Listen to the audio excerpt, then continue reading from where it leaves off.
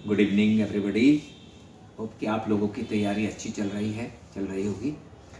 आज आपके साथ विश्व इतिहास की घटनाओं के क्रम में रूसी क्रांति का विश्लेषण कर रहे हैं। फिर वही बात कहूँगा, संक्षिप्त में और परीक्षण मुक्त तैयारी करनी है आपको, ताकि आपके अन्य एरियाज़ के लिए, अन्य टॉपिक्स के लिए, पेपरों के लिए समय पर्याप्त उपलब्ध हो सके। क्योंकि ये जितनी विश्व इतिहास की घटनाएं हम पढ़ रहे हैं, इनमें से कोई एक क्वेश्चन आना है मोस्टली, बस। बट आपको पढ़ना सब है, शॉर्ट में पढ़ना है। रूसी क्रांति के कारण क्या थे? रूसी क्रांति आप जानते हैं कि 2 चरणों में हुई, 1905 में और 1917 में हुई है। तो पहली वाली क्रांति रूसी क्रांति, दूसरी क्रांति को कई बार बोल्शेविक क्रांति भी कह लिया जाता है, और कई किताबों में सारी रूसी क्रांति को बोल्शेविक क्रांति भी कहते हैं। तो पहला जो 1905 का था, वही कि इसके कारण क्या थे? कारण वही थे कि जार की निरंकुशता थी, व्यक्तिगत स्वतंत्रताओं का अभाव था, वो कुछ तात्कालिक कारण भी थे। ठीक, रूस का प्रथम विश्व युद्ध में भिड़ना और रूसी सेना का युद्धों में हारना और भयंकर खाद्यान्नों का अभाव होना। खाद्यान्नों का बहुत अभाव उस समय वहाँ पे रूस में हो गया था, और इसी कारण से लोग जो है नाराज़ थे, बहुत नाराज़ थे। इसी में एक घटना जिसने वहाँ के जनमानस को झकझोर दिया, आंदोलित कर दिया, वो था ब्लडी संडे, खूनी रविवार। 1905 में ये घटना घटित है। फिर मैंने इससे पिछले वीडियो में भी आपको बताया था कि इंडिया की इतिहास की घटनाओं से आप जोड़ते जाइए, आपको बहुत जल्द इसमें रिलेशन बनाने में और याद करने में आसानी रहेगी। 1905 में जो भारत में बंगाल विभाजन की घटना हुई थी, जिसने पूरे बंगाल को आंदोलित कर दिया था, ऐसा ही रूस में ब्लडी संडे 1905 में हुआ था। इसमें सेना के द्वारा, जार के सैनिकों के द्वारा निहत्थे लोगों पर गोलियां चला दी गई थी, किसानों पर गोलियां चला दी गई थी, और वो सब आक्रोशित हो गए थे। उसके बाद कुछ सुलह होती है, और कुछ सुलह के बाद जो है एक आता है कि आपका एक डिक्लेरेशन आता है, एक घोषणा पत्र आता है, और इस घोषणा पत्र में, अक्टूबर घोषणा इसको कहते हैं, जार की ओर से ये आश्वासन दिया जाता है कि वो ड्यूमा का गठन करेगा और जनप्रतिनिधियों का और निर्वाचित प्रतिनिधियों की एक संसद होगी और लोगों को अधिकार दिए जाएंगे। 1905 की ये घटना है। लोगों को शांत करने के लिए ये सब कहा गया। बार बार ड्यूमा को भंग कर दिया गया जार के द्वारा, और लोगों को जो भुखमरी थी, बेरोजगारी थी, उससे मतलब मुक्ति नहीं मिल रही थी।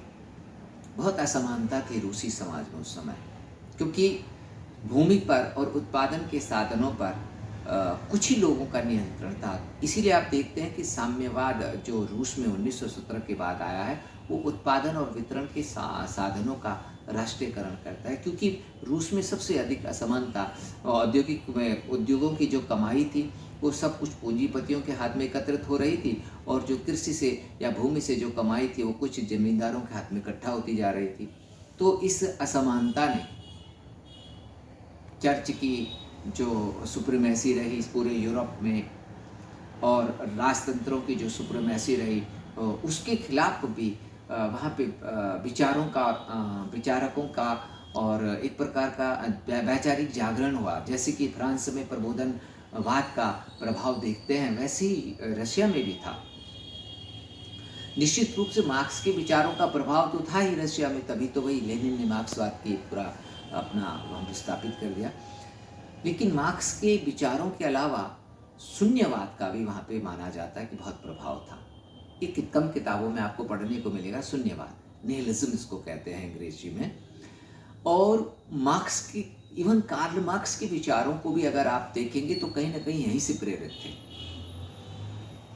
ठीक है ना? कार्ल मार्क्स का जो था कि असमानता खत्म करना, वर्ग विहीन समाज का निर्माण करना, तो स्टेटलेस सोसाइटी, मार्क्स के जो 5 मुख्य सिद्धांत थे कि स्टेटलेस सोसाइटी हो, क्लासलेस सोसाइटी हो, और क्लासलेस सोसाइटी बनाने के लिए हमें क्लास कॉन्फ्लिक्ट करना चाहिए, ठीक, क्लास कॉन्फ्लिक्ट करना चाहिए। और उसके अलावा धर्म को अफीम मानते हैं, ठीक। और बुर्जुआ वर्ग को हटा करके सर्वहारा वर्ग की जो सरकार है या जो सत्ता है वो स्थापित करना मार्क्स किया है। तो जो मार्क्स का ये चौथा सिद्धांत है कि धर्म अफीम है, ये कहीं ना कहीं शून्यवाद से प्रेरित था। शून्यवाद की जो एक विचारधारा है, जिसको अंग्रेजी में ये कहा जाता है कि ये nihilism, the rejection of all religious and moral principle in the belief that life is meaningless. Rejection of all religious and moral values in belief that life is meaningless. शून्यवाद का मतलब ये कि जीवन में कुछ भी नहीं है, जीवन अर्थहीन है, ठीक है। इसलिए ये सभी धार्मिक और नैतिक सिद्धांतों को अस्वीकार करता है शून्यवाद। इसीलिए मार्क्स को जोड़ा, मैंने आपसे बताया कि मार्क्स ने ये जो कहा है कि धर्म अफीम है या धर्म का समाज में कोई स्थान नहीं होना चाहिए, तो कहीं ना कहीं धर्म पे जो मार्क्स के विचार थे ये शून्यवाद से प्रेरित थे। और फ्रेडरिक जैकोबी इसका पहला स्कॉलर माना जाता है शून्यवाद का, और करीब 1743 से लेकर के 1819 तक, 1819 तक उसका जीवन काल है फ्रेडरिक जैकोबी का। और सबसे ज़्यादा प्रखर विश्वास, सबसे प्रखर जो इसका विद्वान है वो फ्रेडरिक नीत्शे है। नीत्शे भी हिंदी में कहते हैं, फ्रेडरिक नीत्शे। तो फ्रेडरिक नीत्शे का जो मुख्य योगदान है वो है कि द डेथ ऑफ गॉड। तो ये डेथ ऑफ गॉड जो था कि बहुत पॉपुलर हुआ था उनका ये आइडिया।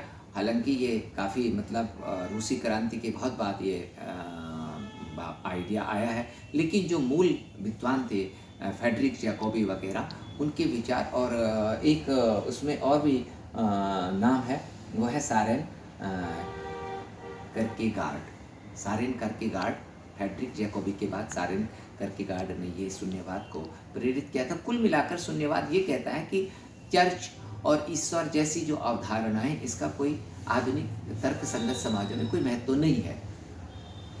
अविवेकशील व्यक्ति जो होते हैं वही ईश्वर, राजा और इन सबको दैवीय मान करके पूजते हैं।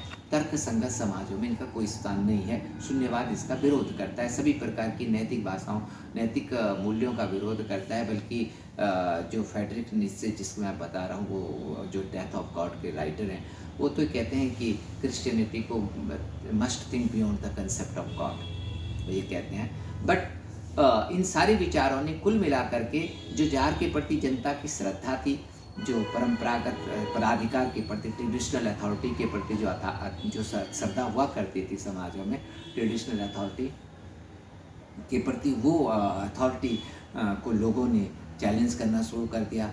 चर्च का, ठीक है, बाद में विज्ञान की जो खोजें हुई, ठीक, बाद में जो डार्विनवाद वगैरह आया, इसने भी आपका चर्च के सिद्धांत को, चर्च की प्रभुता को चुनौती दी और राजा और जारों के शासन को चुनौती दी। तो ये एक बहुत बड़ा था कि रूस की क्रांति। तो ठीक है, रूस की क्रांति के कारणों में मैंने आपको बता दिया कि सबसे पहले वही था, सामाजिक असमानता थी, जार की निरंकुशता थी, और आपका प्रथम विश्व युद्ध का भी प्रभाव बहुत ज़्यादा था इसमें। प्रथम विश्व युद्ध में रूस ने बहुत ज़्यादा संसाधन झोंक दिए थे और सारा का सारा ध्यान युद्ध पे चला गया था। और इसीलिए जब आपकी बोल्शेविकों की क्रांति होती है 1917 में लेनिन के नेतृत्व में, तो वहाँ पर सबसे पहले, बाद में उन्होंने यही करा था कि प्रस्ताव पारित करके ड्यूमा से स्वयं को विश्व युद्ध से अलग कर लिया था। उसके बाद जो फरवरी की क्रांति हुई थी 17 में, और फिर अक्टूबर की क्रांति थी, 2 क्रांतियाँ भी हुई थी। और इसके बाद लेनिन का जो साम्यवादी शासन था और जो यूएसएसआर का फॉर्मेशन था वो कंप्लीट हो जाता है। रूसी क्रांति का ये एक परिणाम था। विश्व की पहली एक साम्यवादी जो सरकार थी वो स्थापित होती है, और उसने साम्यवादी और समाजवादी आंदोलनों को बहुत अच्छे से मतलब प्रेरित किया था पूरे यूरोप में और पूरे अन्य विश्व के अन्य क्षेत्रों में भी। रूस की क्रांति से आप जानते हैं कि नेहरू जी जब विश्व समाजवादियों का सम्मेलन में भाग लेने के लिए यूरोप गए थे, तो वहाँ से होते हुए वो अमेरिका, वहाँ से होते हुए रशिया भी गए थे, और वो रशिया के साम्यवाद से, नियोजित विकास से और उत्पादन और वितरण के साधनों पर राष्ट्रीय नियंत्रण से बहुत ही प्रभावित थे। रशिया पहला देश था जिसने कृषि यानी कि भूमि का राष्ट्रीयकरण कर दिया था, उत्पादन के साधनों का, ठीक, जितने कारखाने थे उनका राष्ट्रीयकरण हो गया, जो कृषि थी उसका राष्ट्रीयकरण हो गया। साम्यवाद में सब कुछ समुदाय के नाम पे होता है, सर्वहारा वर्ग का स्वामित्व माना जाता है।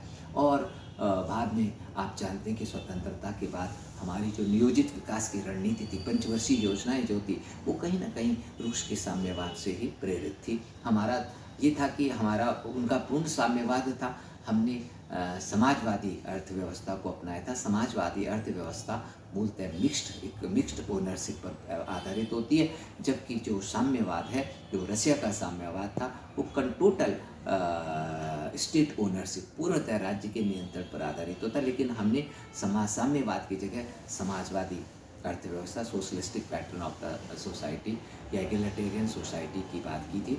तो समाजवादी ढांचे में मिक्स्ड ओनरशिप, मिश्रित स्वामित्व, कि निजी क्षेत्र भी रहे और सरकार का भी नियंत्रण हो, ठीक, उत्पादन के साधनों पर। और बट हमने कृषि का कभी भी राष्ट्रीयकरण नहीं किया। कृषि का भारत में कृषि जो है 80% या 85% थी स्वतंत्रता के समय में योगदान जीडीपी में, लेकिन हमने वो पूरी तरह से अंधानुकरण नहीं किया था, ठीक। तो अपनी राष्ट्रीय आवश्यकताओं के अनुरूप हमने अपनाया था। लेकिन नियंत्रित विकास की जो रणनीति थी, योजना आयोग और पंचवर्षीय योजना, ये कहीं ना कहीं रूस के पैटर्न पर आधारित थी। तो रूसी क्रांति पर जो प्रश्न आने हैं वो ज़्यादातर यही होते हैं कि भाई इसका प्रभाव क्या था और इसका परिणाम क्या था। तो परिणाम यही था कि आपका साम्यवादी शासन आया और उससे बहुत ही अच्छी प्रोग्रेस भी की है। रशिया ने शुरुआत के दिनों में जब ये साम्यवादी शासन वहाँ पे आया था, तो वो काफ़ी अच्छा उनका प्रभाव था। रूस को भुखमरी से बाहर ले आए थे, बेरोजगारी से बाहर ले आए थे। विचारधारा तो सभी बहुत अच्छी होती हैं, बस उनका इम्प्लीमेंटेशन अगर सही ढंग से ना हो तो वो फिर प्रभाव नहीं दिखा पाती, ठीक। जैसे कि अगर यहाँ पे मैं डाइवर्ट नहीं होना चाहता, लेकिन विश्व इतिहास और भारतीय इतिहास से जोड़कर पढ़ें, जो लॉर्ड रिपन का Magna carta of the local self government था, उसको आने वाले समय में बाद के जो आपके कार्यपालक आए भारत में, जो वायसराय आए या जो आपके गवर्नर जनरल आए, उन लोगों ने उसको उतनी शिद्दत से, उतनी ईमानदारी से लागू नहीं किया, या लोकतंत्र का जो विचार था उसको उतना अच्छे से लागू नहीं किया। तो विचार तो सब अच्छे होते थे, साम्यवाद भी अच्छा विचार था, लेकिन कालांतर में उसमें जो सत्ता में जो लोग आए, उन्होंने उस ईमानदारी के साथ उसको नहीं आपका इम्प्लीमेंट किया। तो वो काफ़ी 5 दशक तक चलता रहा आपका रूसी साम्यवाद, और 91 में आकर के फिर रशिया सोवियत संघ टूट गया। तो वो भी एक आपका अलग टॉपिक है, तो उस पर बात कभी करेंगे। लेकिन यहाँ पर आप रूसी क्रांति से जुड़े हुए प्रश्नों को पढ़िएगा और लिखिएगा और ध्यान दीजिएगा। शून्यवाद एक नया शब्द, एक नया आपके पास प्रश्न आया है, इस पर आप फ्रेडरिक नीत्शे और फ्रेडरिक जैकोबी के विचारों को शॉर्ट में कभी खाली हो तो पढ़ सकते हैं, ठीक। तो इन प्रश्नों को जो इसके डिस्क्रिप्शन में दे रहा हूँ आप लिखिएगा और वर्ड लिमिट को स्ट्रिक्टली फॉलो करिए। 200 वर्ड का मतलब 200, ठीक। Thank you.